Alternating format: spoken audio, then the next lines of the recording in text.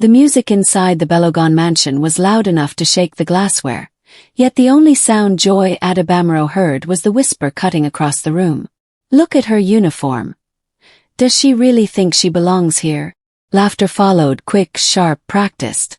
Joy kept her eyes on the floor, hands steady on the tray, even as her chest tightened. She had swallowed insults her whole life, but tonight something in her finally strained against the weight. Zanab's voice sliced through the crowd. "Joy, come here." Joy froze. Every guest turned. "She's our maid," Zanab announced proudly, as if unveiling a joke. "Tell them, do you enjoy serving people who matter?" The room erupted. Joy felt her throat burn, but her voice refused to break. "I need to step outside," she whispered, not in fear but in decision. And just as she reached the door, a deep mechanical roar shook the estate, silencing every laugh. Guests rushed to the windows, confusion rising. "What is that? Who would fly here at this hour?" None of them knew the jet descending from the sky was coming for the woman they had just humiliated. Want more stories that hit this hard? Like the video and subscribe to Canada's Heartfelt Tales so you never miss the next twist. The roar outside the mansion grew louder, heavy enough to shake dust from the chandeliers. Guests rushed to the windows in confusion, whispering over one another as if the night had suddenly grown teeth. But Joy didn't move. She stood alone on the mansion steps, trembling, not from fear, but from the kind of exhaustion that comes when humiliation stops being surprising. She wrapped her arms around herself, her breath fogging slightly in the warm Lagos air. Behind her, the music inside the estate stumbled to a halt, followed by a harsh command from Zanab. "Someone check what's going on out there. I swear if this ruins my party." A guard pushed through the crowd, reaching the door just as the deep light of landing gear swept across the driveway. The jet's silhouette cut across the sky like a blade, descending toward the private landing strip less than a mile away. Engines thundered so close the mansion windows vibrated in their frames. Joy swallowed hard. She knew that sound. She hadn't heard it in years. The front door flew open behind her. "Joy!" Zanab snapped. "Why are you standing there? Move before someone thinks you're part of the decoration." Joy didn't respond. For the first time, Zanab's words slid past her like a distant echo. Small, powerless. Something in her chest steadied. She kept her eyes on the strip of runway lights glowing in the distance. A sleek black SUV turned onto the mansion road moments later. It moved with quiet authority, nothing hurried, nothing unsure. Guests crowded the entrance, filming, trying to guess which politician or celebrity had arrived uninvited. "Maybe it's the governor," someone whispered. No, look at that convoy. It's someone bigger." Zanab forced a smile, adjusting her hair, already preparing a greeting. She loved important guests, especially ones who weren't invited. She could impress them, she would. But the SUV didn't stop for her. It rolled to a slow, deliberate halt directly in front of Joy. The driver stepped out, walked around the vehicle, and opened the back door with practiced respect. "Miss Adebamero," he said. "Your brother is waiting." A ripple shot through the crowd, shock, disbelief, denial. Zanab's lips parted but no sound escaped. Funka stumbled forward, eyes wide. "Brother," Funka repeated. "Her. No.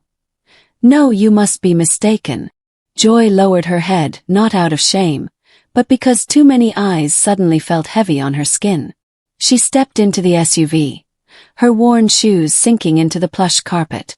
The driver closed the door behind her, sealing off the noise of the mansion. Car moved. Inside, Joy sat rigid, fingers pressed into her knees. She wasn't sure what frightened her more, the cruelty she had endured or the unfamiliar kindness waiting ahead. The SUV pulled onto the dim road leading to the strip. And there he was, Maid Adebamero. Tall, impossibly composed, the kind of presence that didn't need to declare power. Power simply adjusted itself around him. When he saw her step out of the vehicle, his stern face softened. "Joy," he said, voice low, controlled, familiar in the way old memories are familiar.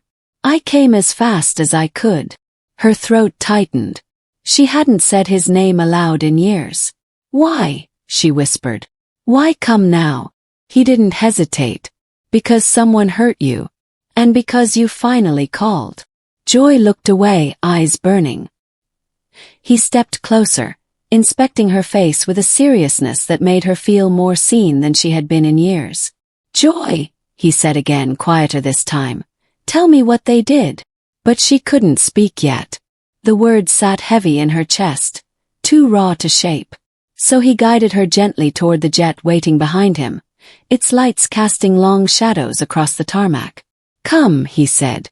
You don't need to prove anything. You just need to breathe. Back at the mansion, panic rippled through the guests. Rumors spread like wildfire, fueled by confusion and ego. Funka paced near the entrance, snapping at staff, demanding explanations no one could give. Her brother. Impossible. Someone would have told us. We would have known. Zanab stood frozen, replaying every word she had thrown at Joy. Every insult, every smirk, every time she made Joy appear smaller for sport. Tund stepped away from her, wanting no part in the disaster. You've really done it this time, he muttered. Be quiet, Zanab hissed. This isn't my fault. Oh, it absolutely is, he said under his breath. Before she could argue, 3 black SUVs turned into the driveway, this time without the softness of invitation. They stopped sharply, doors opening in sync. Men in dark suits stepped out, their movements precise, professional, unmistakably tied to power. The lead man approached Funka. We're here for the family, he said. Funka forced a smile. Ah, of course. For us. No, he said, staring straight through her. For Miss Joy Adebamiro's safety and privacy. We need statements from witnesses. The guests gasped. Funka's face drained of strength. Statements for what? For the public humiliation of a member of the Adebamiro family. The sentence struck the mansion harder than the jet's roar. Zanab stumbled back, shaking her head violently. No, she's lying. She's always been lying. She's a maid, she's nothing. The man cut her off. Say one more insulting word about Miss Adebamiro, and the charges will escalate. Zanab's mouth snapped shut. Tund slowly stepped away from her and joined the guests, pretending not to know her. But the worst moment came when Olamide himself arrived. He stepped out of the vehicle with the silent authority of a man used to boardrooms and global negotiations. Funka instantly straightened as if posture could erase her cruelty. Mr. Adebamiro, please, this is all a misunderstanding. He raised a hand, silencing her. You humiliated my sister in your home. You allowed your daughter to weaponize shame for entertainment. And you expect me to call it a misunderstanding? Funka faltered. We didn't know who she was. You didn't care who she was, he corrected. He turned to the guards. Document everything. Zanab's voice cracked. Please, she could have told us. How were we supposed to know? You shouldn't have needed a reason to treat her like a human being. The words landed harder than any punishment. And still, the night was far from over. At the airstrip lounge, Joy finally found her voice.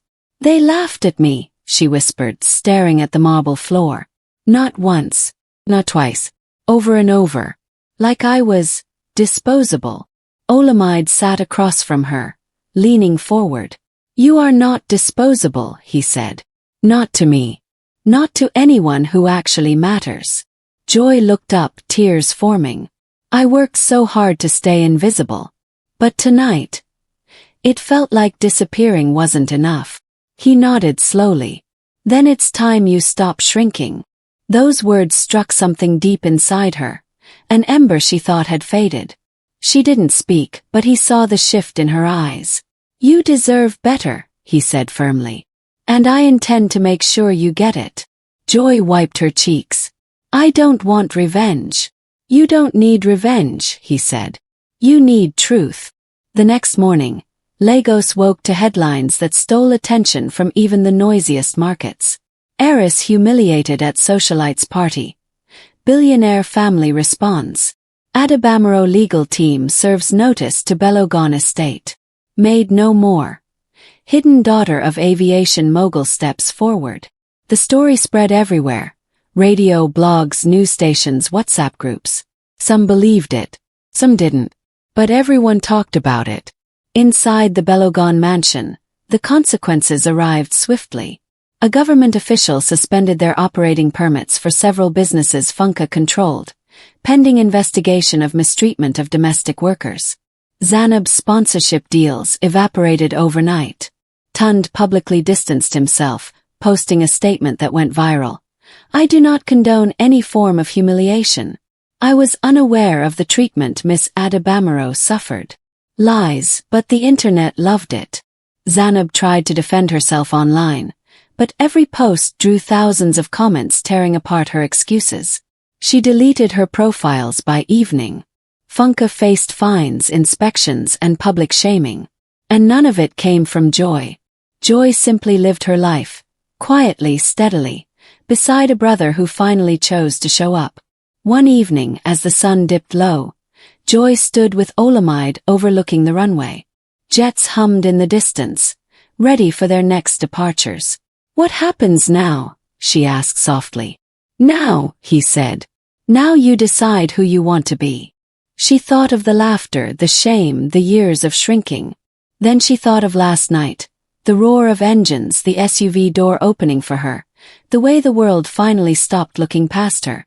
I want my life back, she said. He smiled. Then let's build it. As they walked away from the window, a guard approached with the final update. Sir, he said, the Belogan case has concluded. Olamide glanced at Joy. Do you want to hear it? She hesitated, then nodded. The daughter, Zanab Belogan, the guard continued, has been ordered to complete community service at a workers' shelter, under supervision. Joy raised an eyebrow. A shelter? Yes, ma'am. The same type of shelter she mocked in the past. Joy exhaled slowly, the corners of her mouth lifting. And Funka? She asked. The guard didn't flinch. She lost the estate. Joy's breath steadied, not in triumph but in closure. The world had finally answered. And this time the answer was hers. But the story doesn't end here. Because the moment Joy steps into her new life, another truth is waiting, one that will test everything she just gained. In the weeks that followed, Joy moved through her days with a steadiness she had never known. The noise around her eventually faded. Rumors, apologies, even the fallout that once felt like a storm. What stayed was quieter. The way people looked at her now, not with pity or mockery, but with recognition.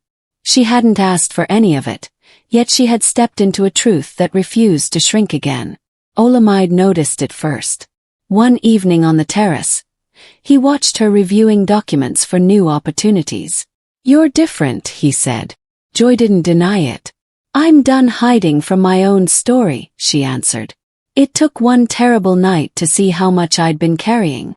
She didn't celebrate what happened at the mansion, but she no longer feared the memory either. The moment that broke her open had also cleared a path, one she could finally walk with her head up. Across the city, the Belogan household stood strangely quiet. Their downfall wasn't loud.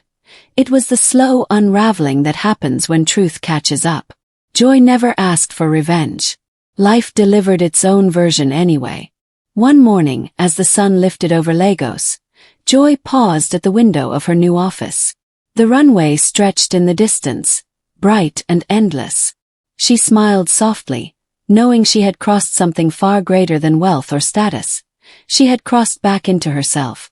If this journey moved you, please like, share, and help Canada's Heartfelt Tales grow by subscribing so we can bring more powerful stories to life.